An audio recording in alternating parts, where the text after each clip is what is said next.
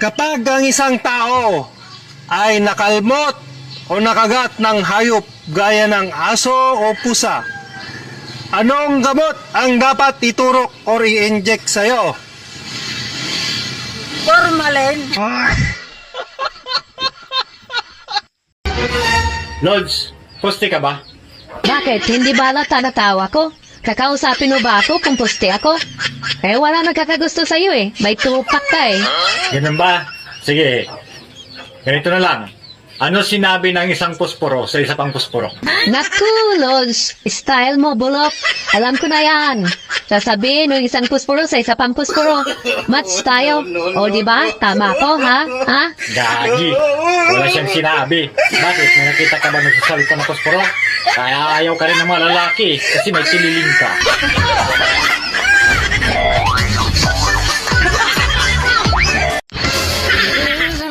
Bala ko sanang maging abogado.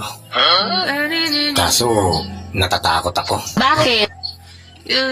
Baka maling tao na naman ang mga ipaglaban ko.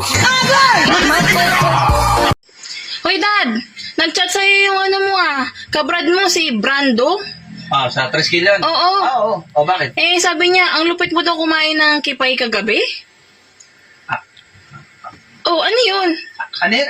Oh, Ano yan? tapos mayroon ka pang hawak na bra, kanina naman yan. Sakay pa ito. Ay, sa ano? Ano? Kaya ano to eh? Ano? Ano nga? Yung, pulutan yon. Kasi si Brando galing ng ibang bansa yun, may dalang Pulutan? pulutan. Kipay yung seafood. Seafood yun eh. Ganun ba? Oo. Okay, so ulitin daw.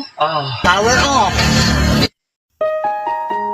Yung hindi ka naman broken, pero ramdam mo yung sakit. Sakit ng walang pera. Oh, kilala kita. Hulaan ko. Kulang ka sa tulog, kulang ka sa pera, kulang ka sa lambing. Patingin ng ilong. Uy, kulang din. Lagi daw ang cellphone ang hawak ko. Alam nga namang itlog mo.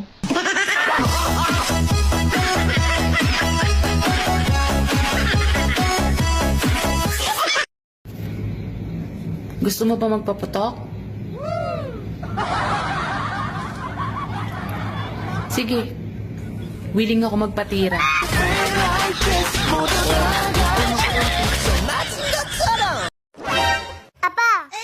O anak, bakit na naman?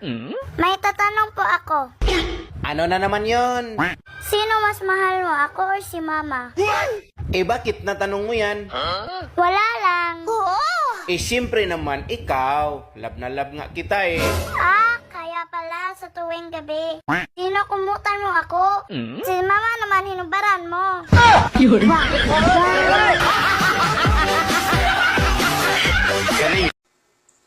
Han? Ano kayang nangyari sa akin? Bakit pa rin namumutla ako? Yan ang sinasabi ko sa'yo eh. Gabi-gabi ka kasi nangangalabit sa akin. Kala mo naman mauubusan ka. Nakakaputla ba pag nangangalabit? Oo naman. Siyempre. Di, sasampa na lang ako diretso mamaya. Maaga ka lagi uuwi galing trabaho, ha? Ayaw mo pa talagang tumigil. May prueba akong may relasyon kay ni Kumare. Anong prueba sinasabi mo? Nakita kong suot ni Kumpare brief mo kagabi, nung nagtagpo kami.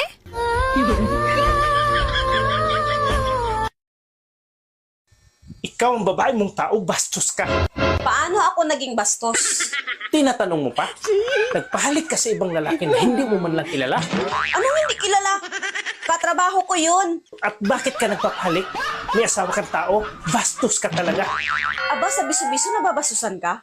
Pero sa ginawa mo sa akin, pinatagilid, pinataas yung dalawa kong paa, pinatayo. Hindi ka nababasusan? Tapos nakanganga ka pa. Maraming salamat kasi nandyan ka nung nabigo ako. Nandyan ka rin nung nagipit ako. At palagi kang nandyan kapag may problema ako. Kaya sa tingin ko, ikaw yata yung mala sa buhay ko.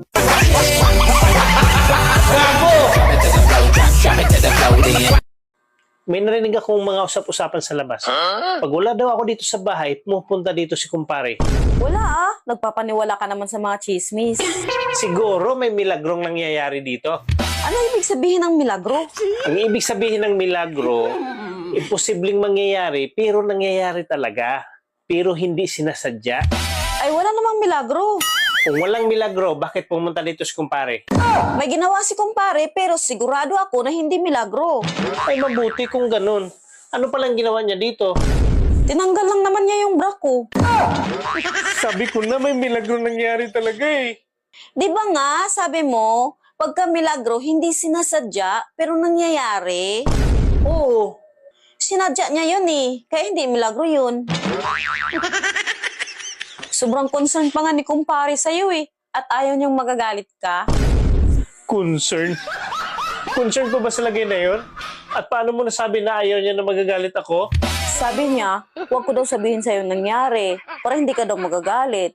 Sobrang bait niya, no?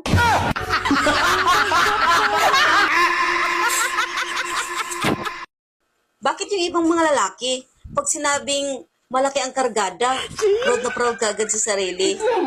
Pero pag sinabihang maliit, sobrang nahihiya. Bakit? Abayawang ko. Pakialam ko dyan. Oo. Tinatanong lang naman kita, ba't ka nahihiya? Tinatamaan ka ba? Di ah. Patingin? Ang kulit mo. May ginagawa yung tao eh. Mare, bakit ganyan pa rin ang balat mo? Di ba binilan ka na ni pare ng lotion milk? Wow! Ewan ko nga ba, pare? Umiinom naman ako araw-araw. Magaling ka eh. Sa solar system, ano ang kasunod ng Mars? Pautang. Uy, be, close ba kayo ng mga kapitbahay mo? Ay, oo, close kami. Ang banding nga namin, plastikan. Maaaring hindi ikaw ang unang babaeng minahal ko. Pero, sinisigurado ko sa iyo, ikaw ang huling babaeng hahawak ng talong ko.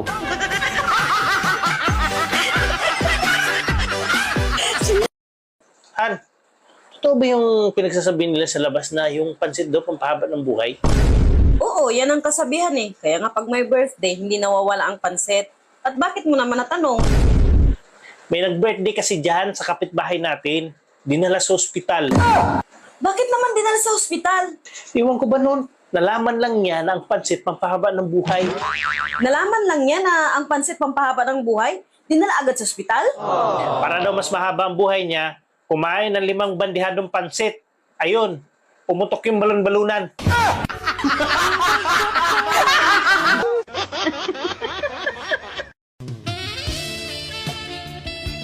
Hulaan kita, ate.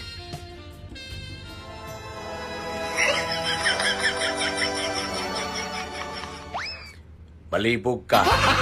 Gago!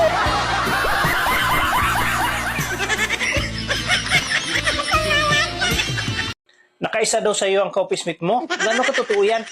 Nagpapaniwala ka naman. Hindi totoo yan. Kasinungalingan naman yan. Yan yung usap-usapan sa labas. Pati nga ako hindi maniniwala eh.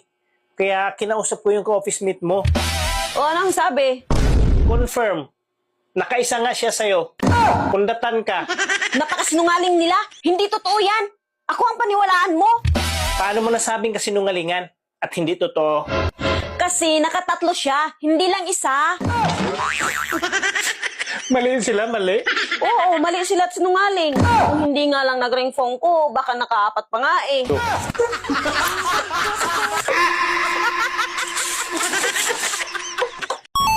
Nakakapagod na kaya? Maging miserable.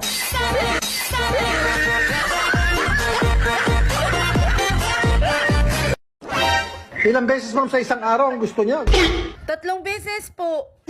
Sinungaling. 2 bisis lang nga ang kaya ko araw-araw eh. Eh bakit?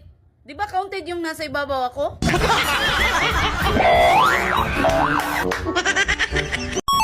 Nakakapagod na kaya? maging masarap.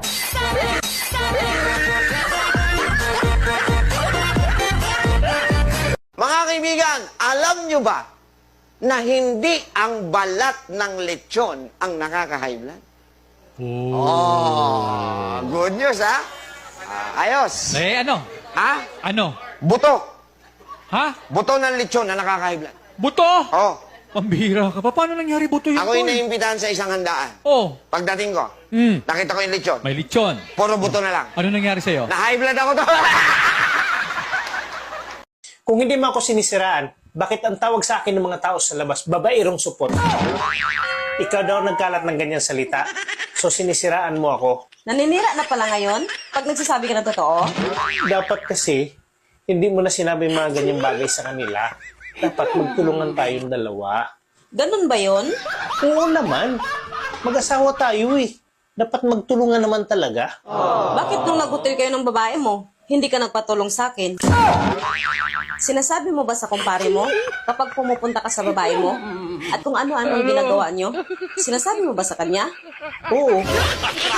Sinasabi ko sa kanya, lahat ng sikreto ko, alam niya. Pinatagilid mo yung babae, ano? Oo. Pati sa CR, inaano mo, ano? Oo. Tapos pinataas mo pa yung isang paa. Teka. Bakit mo alam lahat? Pumunta ka ba ron? Yun din ginagawa ni kumpare mo sa akin eh, pag umaalis ka.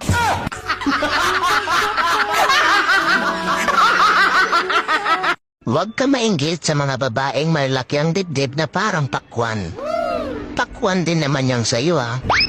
Butong pakwan. Kung wala sa'yo, na meron ako, ano yun? Kapangitan.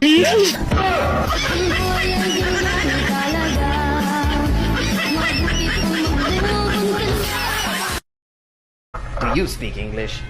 No, I don't speak English. Where are you going? Going home Where do you live? with my parents. Where do your parents live? With me? Kapag ako ang kasama mo, walang mangyayaring masama sa'yo. Wow. Masarap meron. Gago!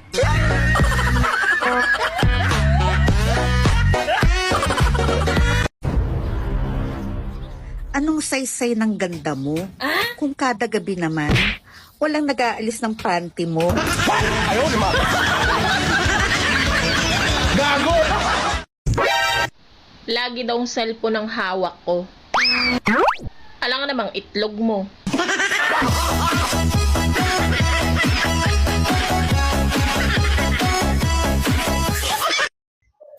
Hoy, Dad.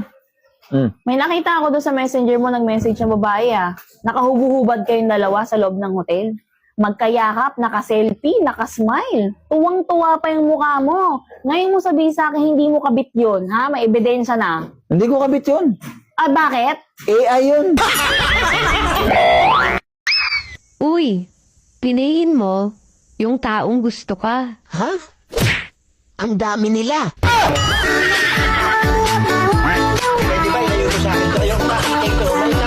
Kuya, gusto mo magkapera? Simple lang gagawin mo. Pasok ka sa imbornal ko.